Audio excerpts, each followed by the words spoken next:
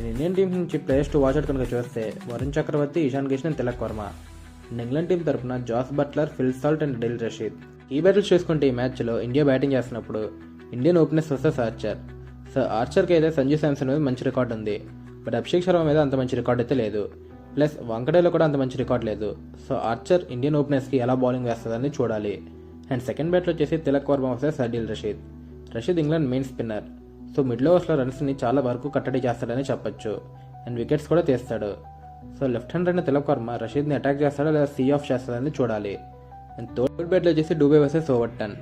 So Indian finishers అయిన Hardik Pandya and Dubey Overton ఎలా జరుగుతుందని చూడాలి. మెయిన్గా డూబే, ఎందుకంటే హార్దిక్ పాండ్యాకి ఓవర్టన్ మీద అంత మంచి రికార్డ్ అయితే లేదు. ఇప్పటికే T20స్లో 3-4 టైమ్స్ అయితే అవుట్ చేశాడు. సో డూబే ఓవర్టన్ ఒక చేంజ్ ఆఫ్ పేస్ డెలివరీస్ని ఎలా ఆడతాడనేది ఇంట్రెస్టింగ్ బ్యాటిల్. ఇంగ్లాండ్ బ్యాటింగ్ చేసినప్పుడు కూడా చూసుకుంటే ఫస్ట్ బ్యాట్లో వచ్చేసి జాస్ బట్లర్ వర్సెస్ వరుణ్ చక్రవర్తి.